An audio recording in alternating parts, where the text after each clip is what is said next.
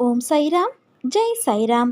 என் அன்பின் சாய் குடும்ப உறவுகளே, முதலில் உன்னை நீ தெளிவுபடுத்திக்கொள்.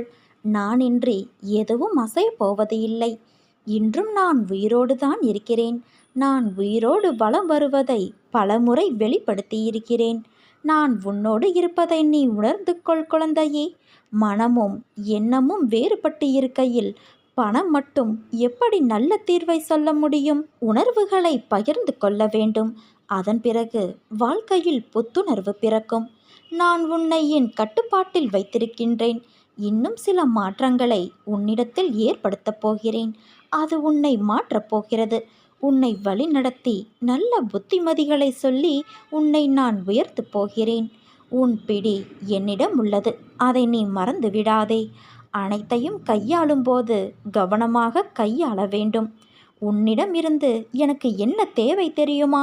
நான் யாரென்று தெரியாமல் இருந்தபோது நீ எப்படி இருந்தாயோ, என்ன செய்தாயோ, அதை கடந்து வந்து நான் யார் என்பதை எப்போது உணர்ந்து கொண்டாயோ, அக்கணமே உன் கரும பலன்கள் பாரங்கள் முழுவதையும் நான் வாங்கி கொண்டேன். அகங்காரத்தை கைவிடு. தான் என்ற அகந்தையை விட்டுவிடு. ஆணவத்தை விட்டு ஒளி. பகைமையை கைவிடு. தீய பழக்கங்களிலிருந்து வெளியே வா.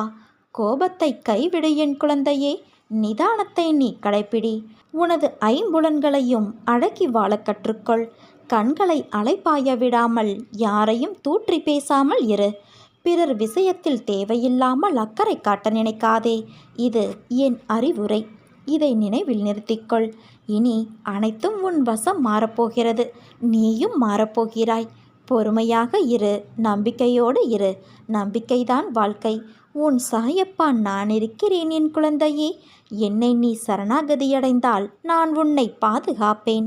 யாரேனும் ஒருவர் தன்னை பாபாவின் குழந்தையாக பாவித்து என்னிடம் வேண்டிய அளவு சரணடைந்து அந்த சரணாகதியை முழுமையானதாக செய்து கொள்ள முயற்சிகள் முழுவதும் எடுத்துக்கொண்டு விட்டால் நான் அவருடைய எல்லா சுமைகளையும் ஏற்க முன்வந்து அந்த பக்தரை உண்மையிலேயே தன் குழந்தைகளாக ஆக்கிக்கொள்வேன். அவனுடைய பொறுப்புகள் யாவற்றையும் நானே ஏற்பேன். ஒருவன் காண்பது என்னை, என்னை மட்டுமே. எனினும் என்னை பற்றிய பேச்சுக்களையே செவிமடிப்பினும் என்னிடம் மட்டும் பக்தி கொள்வானாயினும் ஒருவன் முழு மனதோடு என்னை நாடி என்னிடமே நிலைத்து இருப்பின் அவன் உடல் ஆன்மா இரண்டை பற்றியும் எந்தவித கவலையும் கொள்ள தேவையில்லை. நீ நம்பிக்கையோடு இருந்தால் நல்லதே நடக்கும். சாயிருக்க பயமேன்.